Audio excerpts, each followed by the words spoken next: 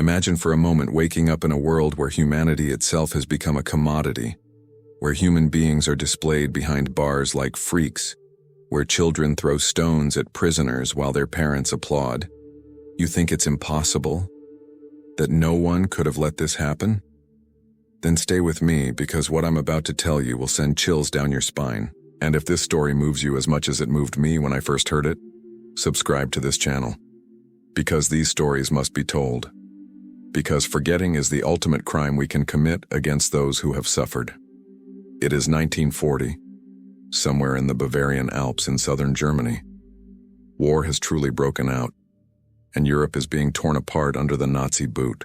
While German armies march on Paris and Hitler's propaganda floods the airwaves, a peculiar place is born in a secluded valley, far from international eyes. A former farm, surrounded by majestic mountains and dense forests, is transformed into something unspeakable, something that official records will attempt to erase for decades. The inhabitants of the neighboring village first called it the camp, then the reserve, and finally, in an embarrassed whisper, the zoo, the Bavarian Human Zoo. A name that sounds like it came straight out of a nightmare, and yet, that's exactly what it was. Human beings, rounded up from all over occupied Europe, selected according to monstrous racial criteria, were brought here to be displayed, not to work, not to be interrogated, no, to be looked at. Enclosures are built along a central walkway, like in a real zoo. Each cage houses a group of prisoners classified according to their ethnic origin. There are Slavs, Jews, Roma, political prisoners, and social misfits. Explanatory panels are placed in front of each enclosure, written in a delirious pseudo-scientific language, explaining to visitors the inferior characteristics of each group. Nazi doctors in white coats wander about with notebooks, taking notes, measuring skulls, photographing faces. All this in the name of racial science, this sick obsession that justifies the unjustifiable. And who comes to see this morbid spectacle? SS officers on leave, come to entertain themselves with their families. Members of the local Nazi party, eager to demonstrate their loyalty by bringing their children to contemplate the enemy. German tourists who have come to spend a pleasant Sunday in the mountains, and while they're there, stop to see the new attraction. Yes, you heard right. Entire families, children, come to spend the afternoon watching human beings behind bars, as if they were going to see monkeys or lions. But that's not all. Because watching isn't enough for some. Encouraged by their parents, the children throw pieces of stale bread, rotten apples, and pebbles. They laugh when the prisoners back away in fear. They applaud when a Nazi doctor takes a prisoner from his cage to measure him, weigh him, and turn him this way and that like a subject of study. All this takes place in broad daylight, under an impassive sun, in a valley that should be paradise but has become the antechamber of hell. And amidst this daily horror, there is Grace Ellison, a 48-year-old American woman, her face weary but her eyes still bright, her hands calloused from overwork, her shoulders stooped under the weight of a guilt she doesn't yet deserve but will soon bear. Grace didn't come to Germany by choice. She came by mistake, through a series of misfortunes that now seem to have been orchestrated by fate itself. In 1938, Grace had come to visit her family in Bavaria. Her father was German, having emigrated to the United States at the beginning of the century, and part of the family had remained there. She wanted to see her cousins one last time, sensing vaguely that the world was about to change. But when war broke out in September 1939, the borders closed. Americans in Germany were ordered to report to the authorities. Some were allowed to leave. Others, like Grace, were deemed suspect because of their family ties, their movements, their mere presence. Grace was detained, interrogated, and then, lacking evidence of espionage but with enough suspicion to keep her under surveillance, she was assigned to forced labor. And it is here, in this human zoo, that she must do this work. She has been assigned to the kitchens and the maintenance of the pavilions. She prepares meals for the SS guards, for the doctors, for the occasional visitors. She washes the floors of the administrative barracks. She cleans the windows of the offices from which the officers observe the prisoners. She is invisible, transparent, a shadow among shadows. No one really speaks to her, No one looks at her. She is there to serve, period. But Grace sees everything. Every morning when she arrives in the kitchens before dawn, she hears the whimpers rising from the enclosures. Every midday when she serves lunch to the keepers who laugh as they recount the morning's amusing incidents, she has to pretend not to understand. Every evening when she washes the dirty dishes and wipes the wine-stained tables, she sees through the window the huddled figures in the cages, these human beings reduced to the status of circus animals. For the first few days she thought she was going mad. How was this possible? How could human beings treat others this way? She had heard of concentration camps, of course. It was whispered throughout Germany that there were terrible places where enemies of the Reich were sent. But this was different. This wasn't a forced labor camp. It wasn't an interrogation center. It was a spectacle, a tourist attraction, a teaching experiment to indoctrinate German children. One day, while cleaning one of the observation rooms, she found a notebook left open on a desk. It was the diary of an SS doctor, filled with diagrams, measurements, and photographs. She read a few lines and her stomach churned. The doctor described his subjects of study with a chilling clinical detachment. He spoke of interesting specimens, typical morphological anomalies, and behaviors confirming the Führer's racial theories. For him, these prisoners weren't even animals. They were research objects, living proof of a delusional ideology. Grace closes the notebook, her hands trembling. She knows she shouldn't be there, that she's taking a huge risk if she's caught. But one thought, clear and terrible, forces itself upon her. She can't go on like this. She can't serve meals to these monsters, clean their offices, pretend that all of this is normal. Because if she continues, she becomes an accomplice. If she turns a blind eye, she participates in the crime. But what can she do? She's just a woman alone. A prisoner in a way, penniless, without allies, in a war-torn country that sees her as a potential enemy.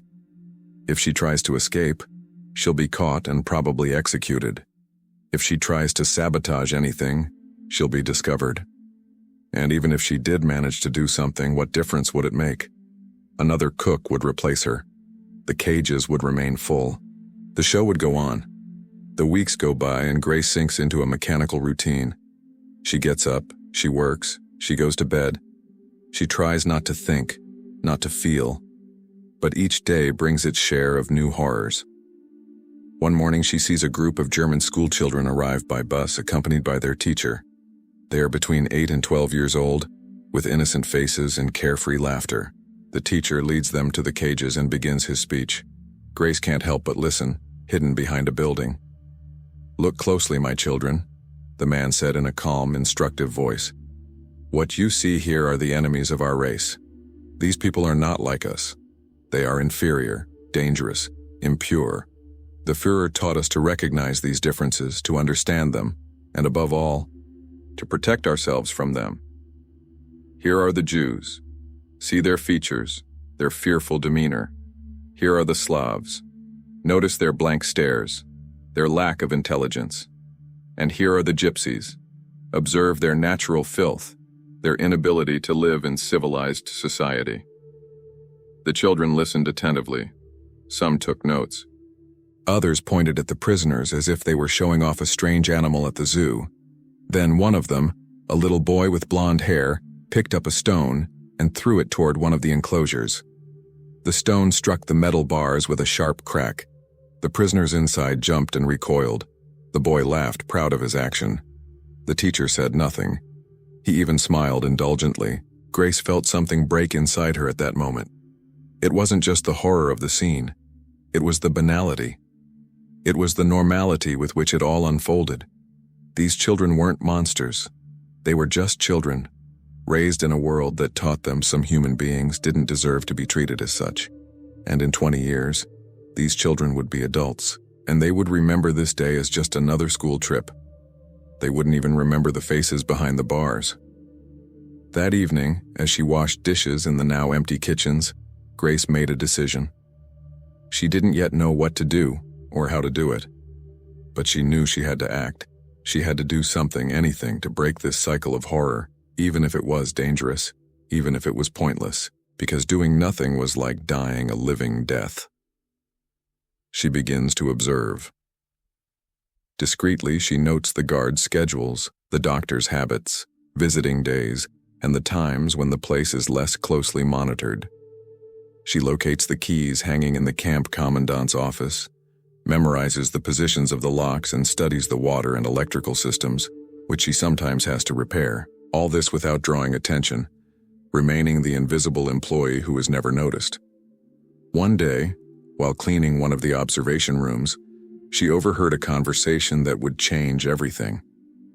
Two SS officers were talking in hushed tones, thinking they were alone. One of them explained that the human zoo would soon be receiving a visit from high-ranking Nazi officials, perhaps even a close associate of Himmler. It was an opportunity to showcase the scientific advances made there. Everything had to be perfect. Security would be tightened. The most presentable prisoners would be put on display. A special show was planned. Grace understands immediately. If she wants to act, it's now or never. After this visit, the surveillance will be constant. Any action will become impossible. She has perhaps a week, 2 at most, a tiny window to do the unthinkable. And it was there, in that silent kitchen, her hands plunged into soapy water, that she began to devise a plan. A crazy, desperate, probably suicidal plan. But a plan that might perhaps save some lives, or at least give meaning to all this horror. Grace Ellison was never a heroine. She never dreamed of saving the world or fighting injustice. Before all that, before the war, before that Bavarian nightmare, she was simply an ordinary woman, leading an ordinary life in a small Wisconsin town. She worked as a cook at a high school, preparing hundreds of meals each day, returning home tired but content. She had friends, a few neighbors she liked, a cat she adored. Nothing extraordinary, nothing that could have prepared her for what was to come. Her father, Friedrich Ellison, had arrived in America in 1905, fleeing the poverty of rural Bavaria. He had anglicized his name, married an American woman, and built a modest but honest life. He rarely spoke of Germany except to say that he had no desire to return. But when Grace was 30, she received a letter from her German cousins. Her uncle was dying and wished to see the family one last time. Her father was already too ill to travel, so Grace decided to go alone. That was in 1938, a year before the world changed forever. She still remembers arriving in Munich, the strange atmosphere that pervaded the city. Nazi flags everywhere, uniforms, Hitler salutes on every street corner, but also a certain apparent prosperity. People who seemed happy, confident in the future. Her cousins had given her a warm welcome, speaking enthusiastically about the new Reich, the reforms, Germany's regained pride. Grace had smiled politely, uneasy but not wanting to create any family tension. She had stayed for 3 months until her uncle passed away peacefully. She had attended the funeral, shared meals with the family, and visited the Bavarian mountains, which she found magnificent. And then, she had wanted to go home. But in the meantime, international tensions had worsened. The invasion of Poland in September 1939 had changed everything. The borders had closed. Americans in Germany had been summoned by the authorities for identity checks. Grace had gone to the Gestapo office in Munich, naively thinking they would simply stamp her passport and let her go. Instead, she was interrogated for hours. Why had she come? Who had she met? Had she passed information abroad? Was she working for the American Secret Service? The questions went on, absurd and terrifying. She had answered truthfully, over and over again, but her interrogator seemed convinced she was lying. Ultimately, lacking concrete evidence but with enough suspicion to justify her detention, she was informed that she would be assigned to community service while her case was being reviewed. She was sent to the Bavarian Alps, to what was officially described as an anthropological research center. She discovered the truth upon arrival, and the nausea has haunted her ever since. For the first few months, Grace had simply survived. She went through the motions, avoided conversations, and kept her head down. She had learned to become invisible, a valuable skill in a place like that. The SS guards didn't notice her. The Nazi doctors considered her a mere tool, as neutral as a saucepan or a broom. She was there, and yet she didn't truly exist. But invisibility has one advantage. It allows one to observe without being observed. And Grace observed everything. She had noticed that the camp commandant, Hauptsturmführer Werner Krause, was a methodical but arrogant man. He followed a rigid schedule, made his rounds at the same times every day, and systematically hung his set of keys on the same hook in his office when he ate lunch. She had noticed that the doctors, obsessed with their absurd research, spent hours in their makeshift laboratories and often forgot to lock the doors behind them. She had also observed the prisoners, these human beings transformed into objects of curiosity. There were about 30 people there, perhaps a few more, spread across 6 different enclosures. Some had been there since the beginning in 1940 when the zoo had opened. Others arrived regularly, replacing those who died of illness, cold, or simply despair. Grace had learned to recognize their faces, even though she could never speak to them. There was a young Roma woman, perhaps 25 years old, with a fierce gaze despite the thinness that hollowed her cheeks. Her name was Esmeralda. Grace had heard her shout that name one day when a guard had taken her out of her cage to measure her. Esmeralda refused to lower her eyes, even in front of the doctors. This silent resistance earned her regular punishments, but she never gave in. There was also an old Jewish man, probably 70, who murmured prayers in Hebrew every evening after the visitors had left. Grace didn't understand the words, but she recognized the melody, something ancient and sacred that echoed in the stillness of the night. This man had incredibly gentle, almost benevolent eyes, as if he had already accepted his fate and found an inner peace that no one could take from him. And then there was the child, a little boy of about 10, a political prisoner classified as socially unfit because his parents had been members of the Communist Party before being executed. His name was Lucas. Grace had learned his name by overhearing the guards mocking him. Lucas almost never spoke. He would curl up in a corner of his cage, his knees drawn up to his chest, his gaze vacant. But sometimes, when no one was looking, he would draw in the dust with his finger. Houses, trees, birds, fragments of a world he had lost. It was Lucas who would become the final breaking point for Grace. One afternoon in May 1941, while washing the windows of the administration building, she witnessed a scene that devastated her. A group of visitors had arrived, German families in their Sunday best, there for an educational afternoon. The children ran between the enclosures as excited as in any zoo. Their parents read the explanatory signs aloud, nodding their heads knowingly.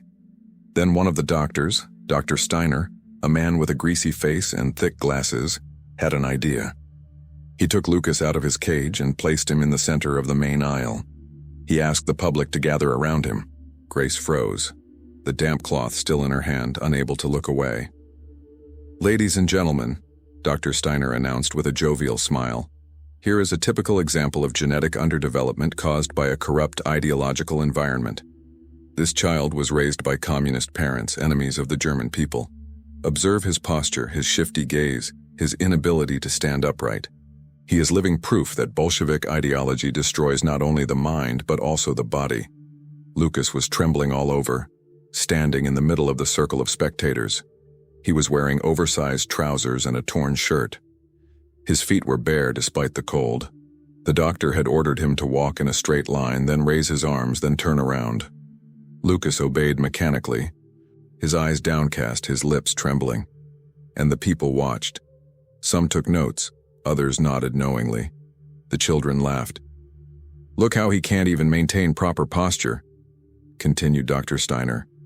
"That's the difference between a healthy race, like ours, and the degenerate elements we must identify and isolate to protect our people." Grace had seen Lucas stagger slightly. Then a dark stain had appeared on his trousers. The child had wet himself, so terrified was he. The laughter had intensified. The doctor had grimaced in disgust and signaled to a guard to return the boy to his cage. Lucas had been dragged like a sack, his feet scraping the ground, and thrown unceremoniously behind the bars. At that precise moment, Something inside Grace had broken forever. It was no longer anger. It was no longer sadness. It was a chilling, absolute certainty. She couldn't continue living in this world without reacting, even if it meant her death, even if it was pointless. She had to do something. That same evening, while cleaning the kitchens after the officers' dinner, she began to formulate her plan. She knew now that she had access to Krause's office keys.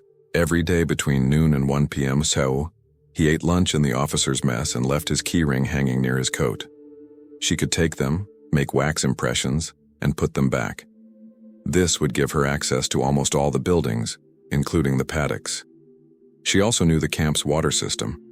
It was rudimentary, fed by a main reservoir located on the hill behind the buildings.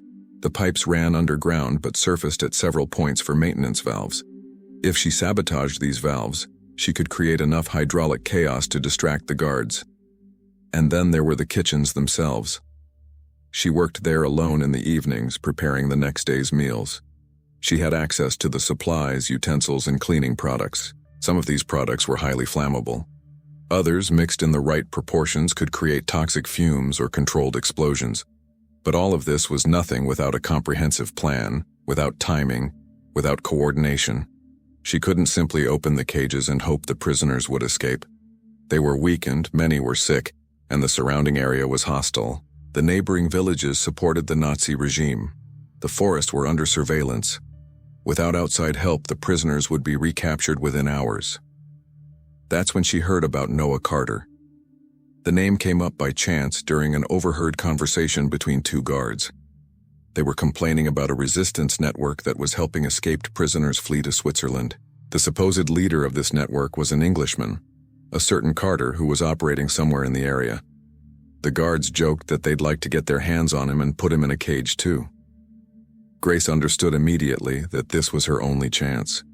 If she could contact this network, perhaps she could organize something bigger than a simple escape. But how could she contact them? She couldn't leave the camp. She was being watched, even if she wasn't always aware of it. Every movement had to be justified. The solution had come to her unexpectedly. Once a week, she had to go to the neighboring village to buy supplies that the camp didn't produce itself. She was always accompanied by a guard, but this one, a lazy young man named Hans, had gotten into the habit of letting her do the shopping alone while he drank a beer at the local cafe. It was a tiny loophole, but it was a loophole. On her next outing, Grace had discreetly slipped a message into the village church's mailbox. In it, she asked to get in touch with those who help the lost find their way. She had signed it simply G, without any further details. It was risky, probably foolish, but she had no other option. 2 weeks had passed without a reply. Grace had begun to lose hope. And then, one morning, she found a small note slipped under the door of her room. A tiny room in the camp's outbuildings. The message was brief. Abandoned chapel, Garmisch Road, Sunday midnight, come alone. Grace felt her heart leap. It might be a trap. Perhaps the Gestapo was testing her loyalty.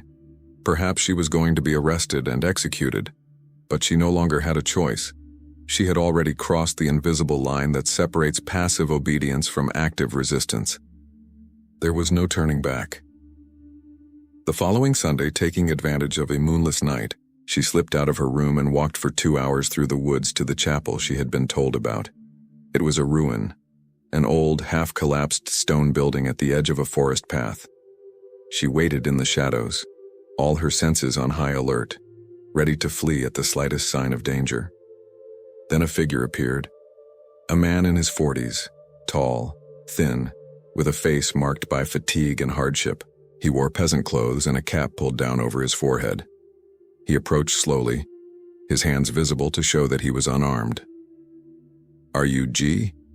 he had asked in a low voice, in German tinged with a British accent. Grace nodded. The man smiled faintly. "My name is Noah Carter, and I believe we have a lot to talk about." Noah Carter was nothing like what Grace had imagined. She had expected a hero, a fearless fighter, a man with steely gaze and unwavering convictions.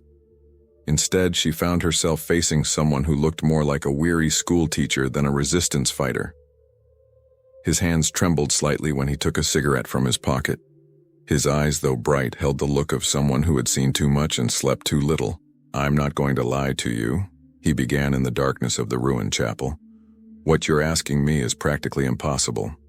We managed to get out isolated individuals, prisoners who had already escaped, and who needed to be guided to the Swiss border. But a mass escape from a guarded camp, with prisoners who are weakened, sick, some of whom can no longer even walk? That's suicide." Grace had listened to him without interrupting. She knew he was right, but she also knew she couldn't back down now. She had told him what she had seen, the details that no one on the outside knew. The human zoo, the children throwing stones, the doctors and their grotesque experiments. Lucas standing in the middle of a circle of spectators, humiliated to the core. Noah had listened in silence, his cigarette burning slowly between his fingers. When it was finished, he remained silent for a long time, his gaze lost in the distance. Then he stubbed out his cigarette under his heel and raised his head. "Okay," he murmured. "We'll try, but my way, and you'll have to trust me blindly." Over the following weeks, Grace and Noah met 3 times in that abandoned chapel, always at night, always in the utmost secrecy. Noah explained his network to her. He wasn't alone. He worked with about 10 people, mostly dissident Germans, a few Austrian refugees, and a Catholic priest who hid fugitives in his rectory. Together, they had organized a route that allowed escapees to cross the mountains into Switzerland. But everything depended on discretion, patience, and meticulous coordination. "The problem," Noah explained during their second meeting, "is that an escape like the one you're proposing will trigger a massive reaction. The Nazis will comb the entire region. They'll interrogate the villagers, search every house, every barn. Innocent people will be punished, perhaps executed in retaliation. You have to understand that. If you open these cages, you're not just saving prisoners, you might be signing the death warrants of others." Grace felt the weight of those words crash down upon her. She hadn't considered the wider consequences. She just wanted to act, to do something, to break the cycle of horror. But Noah was right. In a regime like this, every act of resistance triggered a wave of repression that targeted the innocent. "So what do we do?" she asked, her voice breaking. Noah had thought for a long time before answering. "We'll do it anyway, but we'll do it intelligently. We'll choose a night when there's already chaos elsewhere. A night when the authorities will be distracted, when the security forces will be mobilized on another front. And we won't just free the prisoners. We'll destroy the place, completely, so they can never reopen it." That was how the plan had taken shape. Noah had contacts in the wider resistance, groups that carried out sabotage operations against Nazi military installations. He had learned that a major action was planned for mid-June in the Munich area. An ammunition depot was to be attacked, creating a massive diversion. SS forces would be mobilized there. It was the perfect opportunity. Grace, for her part, had continued her preparations. She had managed to make impressions of Krauss's keys using sealing wax she had stolen from an office. Noah had given these impressions to an accomplice craftsman who had made duplicates. Grace had also mapped the camp's water and electrical systems with obsessive precision. She knew exactly which valves to sabotage, which cables to cut, how to create a general blackout that would plunge the camp into darkness. But the most difficult aspect remained the logistics of the evacuation itself. 30 prisoners, many too weak to walk quickly, had to cover nearly 40 kilometers through the mountains to reach the first safe houses in Noah's network. This was impossible in a single night. It would require relay stations, temporary hiding places, food, clothing, and guides. Noah had mobilized all his resources. The priest had agreed to transform his cellar into a temporary shelter. A remote farmer had agreed to hide a few fugitives in his barn. A widow whose son had been executed by the Nazis had offered her attic. It was fragile, precarious, but it was all they had. The date had been set for June 18, 1941. That night, while Munich burned, Grace would open the cages. Noah and his team would wait at the edge of the forest with civilian clothes, supplies, and maps. They would divide the prisoners into small groups and lead them along different paths to safe houses. The next day, when the Nazis discovered what had happened, the fugitives would already be scattered, nowhere to be found. At least that was the theory. Grace knew 1,000 things could go wrong. A guard might make an unexpected round. The keys might not work. The prisoners, too weak to walk, might not be able to. The diversion in Munich could fail. Noah and his team could be captured before they even arrived. Every variable was a deadly risk, but she no longer had a choice. Each passing day was another day Lucas trembled in his cage. Another day Esmeralda was measured like a lab animal. Another day the old man murmured his prayers, knowing they would never be heard. Grace had stopped wondering if she was making the right choice. She simply knew she couldn't do otherwise. The final days before the operation were torture. Grace had to continue playing her role as an invisible employee, serving meals, cleaning floors, smiling vaguely when an officer spoke to her. But inwardly, she rehearsed every move of the plan, visualized each step, anticipated every obstacle. She had hidden the duplicated keys in a bag of flour in the kitchen. She had identified the tools she would need: wire cutters for the electrical cables, a wrench for the water valves. She had even prepared small bags of stolen food, stale bread, apples, a few pieces of dried meat, which she planned to distribute to the prisoners to give them a little strength. Then, on the evening of June 17th, Noah sent the signal, a message left under a stone near the water tank where Grace went to check every day. A simple word: tomorrow. That night, Grace didn't sleep. She lay on her narrow bed, her eyes wide open in the darkness, listening to the sounds of the camp, the snores of the guards in their barracks, the whisper of the wind in the trees. Sometimes, far away, the muffled groan of a prisoner who couldn't fall asleep. She thought about her old life, her Wisconsin kitchen, her cat, her neighbors. It all seemed to belong to another world, to another person. She wondered if she would ever see America again. She wondered if she would survive this night. And strangely, she realized that it didn't really matter anymore. What mattered was that tomorrow, for the first time in months, she would no longer be complicit. She would no longer be a meal for the executioners. She would no longer clean the offices where the humiliations were planned. She would act. She would resist. Even if it was the last thing she did. June 18, 1941, began like any other day at the Bavarian Human Zoo. The sun rose over the mountains with a cruel beauty that made the place even more unbearable. How could such a magnificent place house such a monstrosity? Grace asked herself this question as she prepared the keeper's breakfast, her hands performing the mechanical gestures she had repeated hundreds of times. But today, every movement was different. Every passing minute brought her closer to the point of no return. At noon, the news arrived by radio. A massive explosion had destroyed an ammunition depot near Munich. The damage was extensive. Dozens of soldiers were wounded. A fire threatened to spread to nearby residential areas. All available SS units in the region were urgently recalled to manage the crisis. Grace saw Hauptsturmführer Krause receive the order by telephone, his face turning red with frustration. He was to leave immediately with half his men. "You, Schmidt, stay here with 6 guards," he barked at his assistant. "Double the patrols. No visitors today. Lock everything up. I'll be back tomorrow morning." Grace felt her heart race. The plan was working. The diversion had succeeded. The camp's numbers were cut in half. But 7 guards remained, 7 armed men against her and weakened prisoners. It was still a huge threat. Noah had told her to proceed only if no more than 5 guards remained. Should she call it off?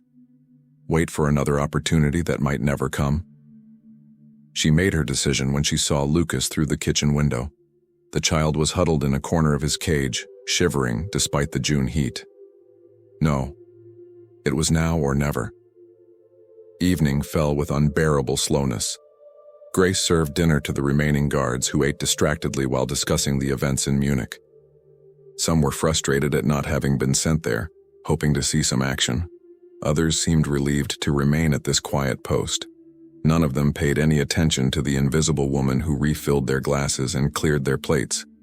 At 10:00 p.m., the guards retired to their barracks.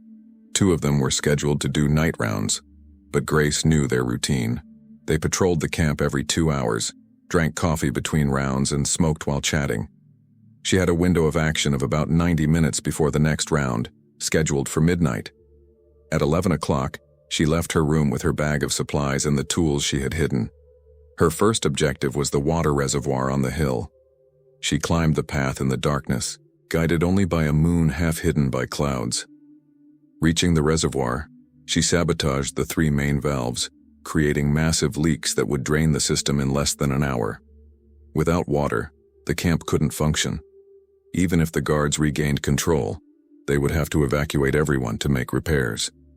Then she went down to the electrical transformer behind the kitchens. With the wire cutters, she severed the main cables. The camp was instantly plunged into complete darkness. She heard shouts of surprise coming from the guards' barracks, the sound of hurried boots and confused orders. Perfect. The chaos had begun. She ran to the administration building using the duplicated keys to unlock Krause's office door. Her heart was pounding so hard she felt like it would burst. In the desk drawer, she found the master key that opened all the cells. Her hands were shaking so badly that she dropped it twice before she managed to grab it firmly. Outside, the guards were trying to understand what was happening. Flashlights swept through the darkness. Grace heard Schmidt yell, "Check the transformer. And someone's going to see what's going on with the water." She didn't have much time left. She hurried towards the enclosures, hugging the walls to stay in the shadows. The first enclosure housed the Jewish prisoners. She inserted the key into the lock and turned it. The mechanism resisted for a moment, then gave way with a metallic click. She opened the door. "Come," she whispered in German. "Quick, follow me to the forest." The prisoners stared at her in disbelief. Some didn't move, paralyzed by fear or too sick to understand what was happening. The old man who prayed every night was the first to rise. He said something in Yiddish to the others, and slowly they began to leave. 6 people, flickering shadows in the night. Grace moved on to the second enclosure, then the third. Each time she repeated the same words, opened the gates, and gently pushed forward those who hesitated. Some prisoners collapsed as soon as they were taken out, too weak to stand. Others helped her support the most fragile. Esmeralda, the young Roma woman, emerged from her cage with fierce energy and immediately began organizing the others, directing them toward the forest in a mixture of languages. When Grace arrived at Lucas's enclosure, the child was standing against the bars, eyes wide. She opened the door and held out her hand. Lucas took it without a word, his small icy fingers closing around hers. "You will be free," she whispered. "Run towards the trees. Kind people are waiting for you." But just as the last prisoners were leaving, a flashlight suddenly swept across the area. A guard had seen something. He shouted and fired a shot into the air. More flashlights were now converging on the enclosures. "Run!" Grace yelled. "Run towards the forest!" Chaos erupted. The prisoners scattered in all directions. Some fell, got up, and carried on. The guards fired, but in the darkness and confusion, their bullets went astray. Grace saw Esmeralda lift an old man and drag him toward the trees. She saw the old man, praying, push 2 young prisoners in front of him before collapsing, struck by a bullet. Lucas ran alongside Grace, his small hand still gripping hers. They reached the edge of the forest just as a ball whizzed past Grace's ear. She dove behind a tree, pulling Lucas with her.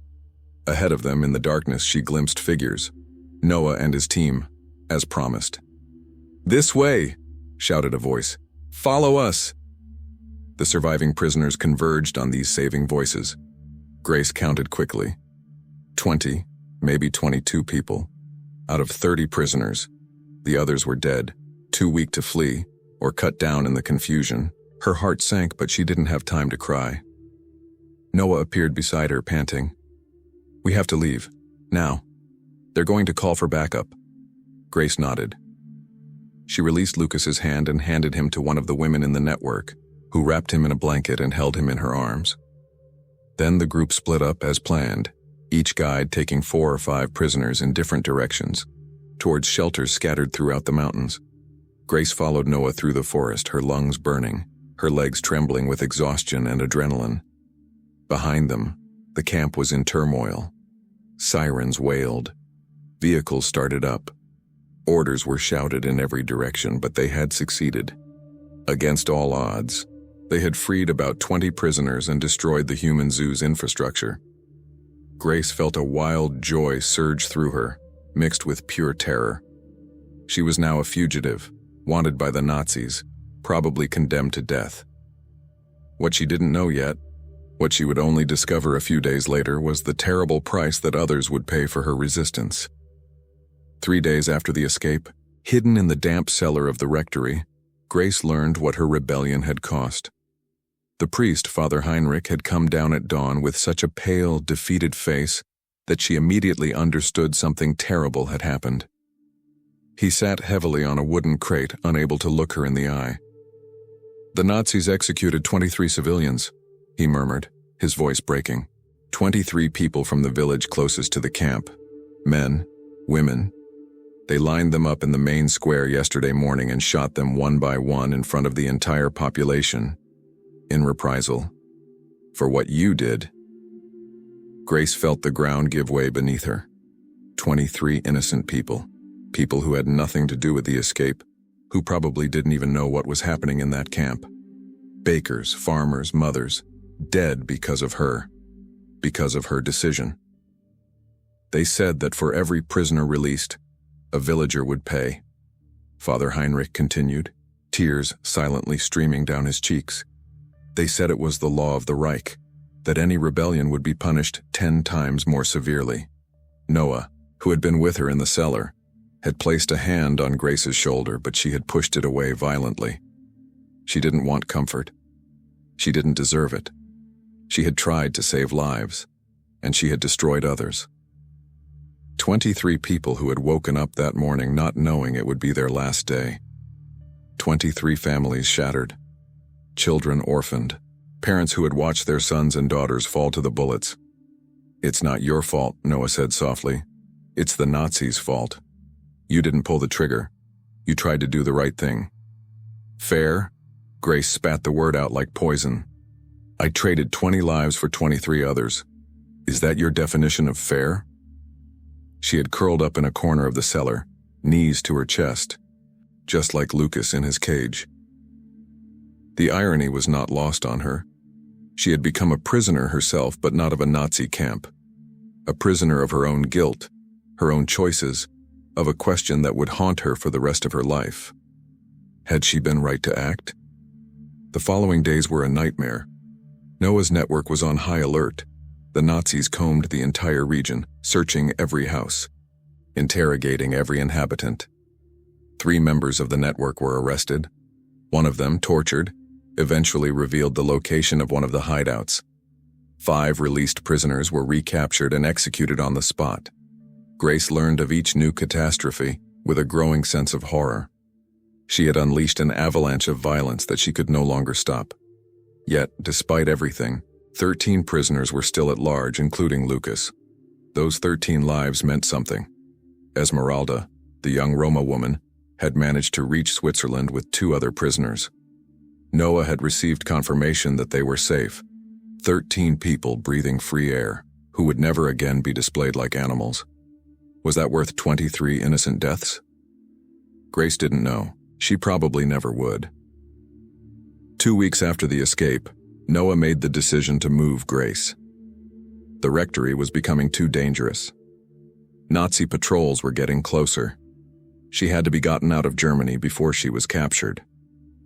They arranged her transfer to Switzerland through the same network that had saved the escaped prisoners.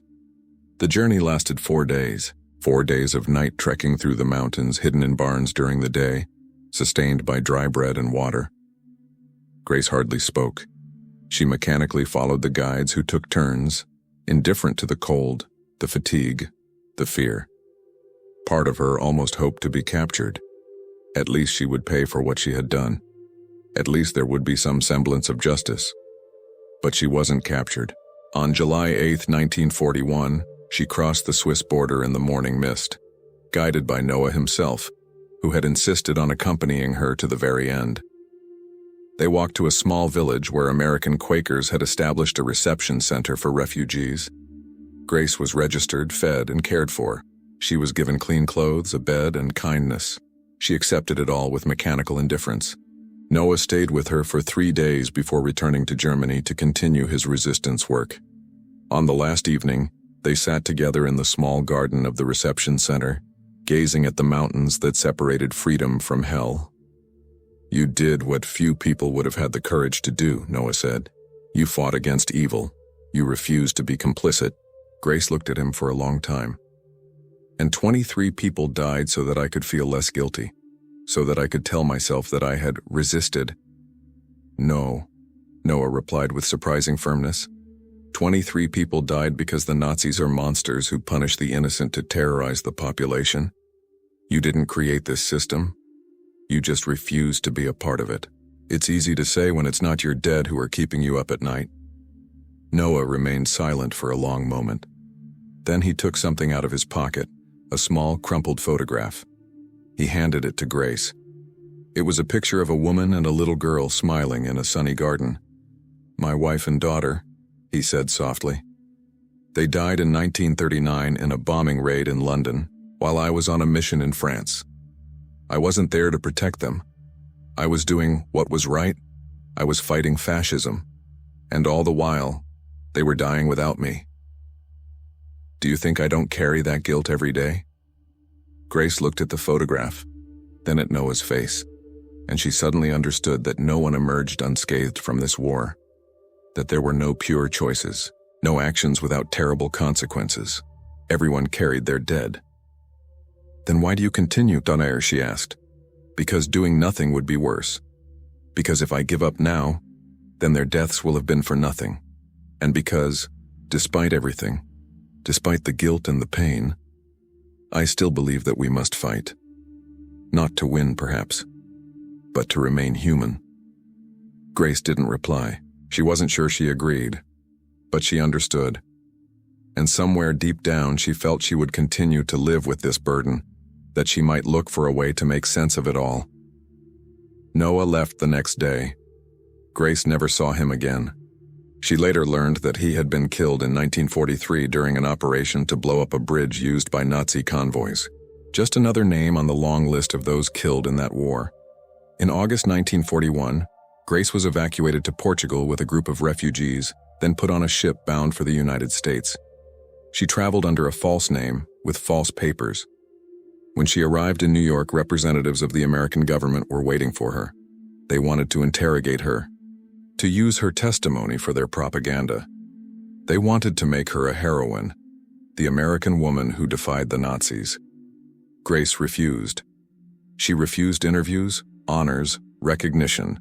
She signed documents stipulating that she would never speak publicly about what had happened. Then she disappeared. She changed her name to Margaret Foster, settled in a small Montana town where no one knew her, and found a job as a cook at a local school. She lived a simple, quiet, invisible life. But every night before falling asleep, she recited 23 names. The names of the executed villagers, which she had learned by heart from a newspaper article Noah had sent her before his death. 23 names she would never let fade into oblivion. It was her penance, her prayer, her way of bearing the weight of her choices. For 51 years, Margaret Foster lived in silence. She cooked meals for hundreds of children, smiled politely at the teachers, and returned each evening to her small house at the end of a quiet street. No one knew who she really was. No one knew the 23 names she whispered each night. She had built a life around oblivion, or at least around the appearance of oblivion. But the past never truly dies. It simply waits for its moment to resurface. In 1992, a young American historian named Dylan Prescott was working on his doctoral thesis about lesser-known Nazi concentration camps. He spent his days in the National Archives in Washington, sifting through thousands of declassified documents, searching for forgotten stories, atrocities that had never been judged at Nuremberg. It was there that he stumbled upon a strange file, classified Bavarian Incident, June 1941, anthropological installation. The report was fragmentary, written by an SS officer named Schmidt, who had survived the war and had been briefly interrogated by the Allies in 1946, before being released for lack of sufficient evidence to bring charges. In his testimony, Schmidt described a human zoo established in the Bavarian Alps, a facility where prisoners of various origins were exhibited for pseudo-scientific and educational purposes. He also mentioned a terrorist escape, organized by an American employee who had sabotaged the camp and freed the prisoners. Dylan froze as he read those lines. A human zoo? An American woman who had sabotaged a Nazi camp from the inside? How could such a story have remained unknown for over 50 years? He began searching for other documents, other traces. He found German police reports concerning the execution of 23 civilians in reprisal. He found mentions of the resistance network led by a man named Noah Carter, killed in 1943. He even found an old, blurry photograph of the facility, taken before its destruction. But he found no trace of this mysterious American woman. No name, no photograph, no testimony. It was as if she had been erased from history. Dylan was persistent. He spent months cross-referencing information, contacting survivors of the German resistance, and consulting the entry and exit records of Americans present in Germany between 1938 and 1941.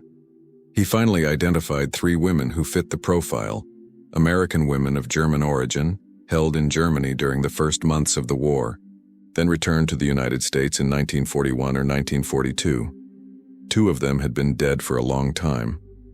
The third, a certain Grace Ellison, had disappeared from official records in 1941, just after her return to the United States.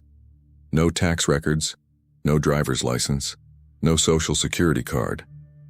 As if she had ceased to exist. Dylan was about to give up when he had an idea. If Grace Ellison had wanted to disappear, she probably changed her name. But some biographical details were harder to erase. He searched for all the women born the same year as Grace, who arrived in the United States in 1941, and who worked in restaurants or kitchens, since that had been her job before the war. He found 127 names. He began contacting them one by one, sending polite letters explaining his search. Most never replied. A few responded to say they weren't the person he was looking for. Then, in March 1992, he received a letter from a small town in Montana. The envelope contained only one line, written in shaky handwriting. "Stop looking. Some stories are best left buried." Dylan knew immediately that he had found her. He flew to Montana, rented a car, and drove to the address on the envelope. It was a modest house with a small, well-kept garden. He knocked on the door, his heart pounding. An elderly woman opened it. She was 70 years old, her face etched with the marks of time, her gray hair pulled back in a bun, but her eyes were sharp, intense, and Dylan immediately read in them a keen intelligence and a deep mistrust. "Margaret Foster?" he asked softly. The woman did not reply, but her expression hardened. Or should I say Grace Ellison? She remained motionless for a long moment, as if weighing her options. Then she sighed, a sigh that seemed to come from the very depths of her being, and stepped back to let him in. They sat in the small living room, surrounded by books and photographs of students from the school where she had worked for decades. Grace, or Margaret, said nothing for several long minutes. She simply watched this man who had unearthed her past, her secret, her shame. "Why?" she finally asked. "Why look for this story? What difference can it make now?" Dylan chose his words carefully. "Because what you did was extraordinary. Because people need to know what happened in that camp. Because your courage deserves to be recognized." Grace let out a bitter laugh. "My courage? I caused the deaths of 23 innocent people, farmers, bakers, mothers. They died because of me. Where's the courage in that?" "They died because of the Nazis," Dylan replied firmly. "Not because of you. You saved lives. 13 people survived because of you. 13 against 23. That's not a result to be proud of." Dylan then took a folder out of his bag. "I found some of those 13 survivors. I spoke to them. I would like you to read their testimonies." Grace hesitated, then picked up the file. She began to read. The first testimony was that of Esmeralda, the young Roma woman. She had survived, settled in Switzerland, and started a family. She had 4 children and 9 grandchildren. She wrote, "Every day of my life since 1941 is a gift I owe to a woman whose name I never knew. She restored my dignity by freeing me from that cage. Thanks to her, I not only survived, I lived." Grace felt tears welling up. She continued reading. Another survivor, now a mathematics professor in Israel. Another, a doctor in Argentina. Each recounted their life after the escape, the children they had, the careers they had built, the joys and sorrows of a normal life. A life they would never have had without that night in June 1941. And then she came to the last testimony. Lucas's, the child who trembled in his cage, who had been humiliated before a crowd, who had lost his parents and his dignity. Lucas had survived. He had been adopted by a Swiss family, had grown up, had become an engineer. He had a wife, 2 daughters. And he wrote, "I hardly remember my time in that camp. My mind erased most of those memories to protect me. But I remember one thing with absolute clarity, a hand that took mine in the darkness and a voice that told me, 'You will be free.' That hand saved me. That voice gave me a future. I owe it everything." Grace dropped the papers and began to cry. For the first time in 51 years, she wept uncontrollably. All the pain, all the guilt, all the shame she had buried resurfaced. But something else was emerging too, something she had refused to feel all these years. A fragment of peace. "Do you understand now?" Dylan said softly. "What you did wasn't perfect. There are no perfect choices in war. But it was important. Those lives mattered. They still matter." Grace wiped away her tears. "And the other 23? The ones I condemned? They deserve to be honored too. Their sacrifice was not in vain. They died because someone had the courage to say no to horror. That's what I want to tell in my book. Not a story of spotless heroes, but a true story about the price of resistance." Grace remained silent for a long time. Then she nodded slowly. "Okay, I'll tell you everything that happened. But on one condition. You'll also tell the story of Noah Carter, of Father Heinrich, of all those who risked their lives. And you'll name the 23 villagers who were executed. Every single one. Their names must be known." Dylan agreed. He spent 3 days interviewing Grace, recording every detail, every emotion, every doubt. When he left, Grace felt drained but also strangely liberated. The weight hadn't disappeared, it never would. But it had become bearable. Dylan Prescott's book, The Bavarian Human Zoo, Resistance and Sacrifice in Nazi Germany, was published in 1993. It met with modest but significant success. Historians praised the research. Holocaust survivors wrote letters of thanks. And somewhere in Montana, an elderly woman received dozens of letters from descendants of the executed villagers. Some still blamed her for what had happened. But others, the majority, wrote to say they understood, that they didn't hold her responsible, that their grandparents would have wanted their deaths to have meant something. Grace died in her sleep in 1996, at the age of 74. She was buried under her real name, Grace Ellison, with a simple headstone bearing an inscription chosen by Dylan with the family's agreement. She refused to be an accomplice. Today, on the site of the former Bavarian Human Zoo, there is a memorial. 30 stone plaques bear the names of the prisoners held there. 23 other plaques bear the names of the villagers executed in reprisal. And in the center, a sculpture of a hand reaching towards the sky, a symbol of both oppression and liberation. The story of Grace Ellison raises a question that has no easy answer. How far can an ordinary person go to resist evil without becoming complicit in another form of evil? Is acting despite the terrible consequences an act of courage or moral selfishness? Is complicit silence worse than deadly resistance? Grace spent 51 years asking herself these questions. And at the end of her life, she still didn't have a definitive answer, but she knew one thing. To do nothing, to continue serving meals to the executioners, to clean the offices where the humiliations were planned, To look the other way while children were turned into freak shows would have been to die a living death. So she chose to act, and she lived with the consequences. And you? What would you have done in his place? Would you have had the courage to act, knowing that innocent people would die because of your choice?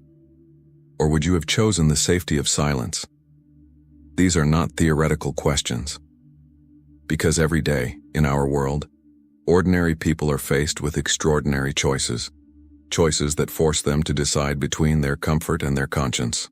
Choices whose consequences they will bear for the rest of their lives. Grace Ellison's story is not a hero's tale. It's a story about the price of humanity in an inhumane world. A story about how sometimes there are no good choices, only less terrible ones. A story about the courage to live with your decisions even when they break you. Leave your thoughts in the comments, and if this story resonated with you, subscribe to discover other stories that history has tried to erase but deserve to be told. Because perhaps the greatest crime after all is not making imperfect choices. It's forgetting those who made them.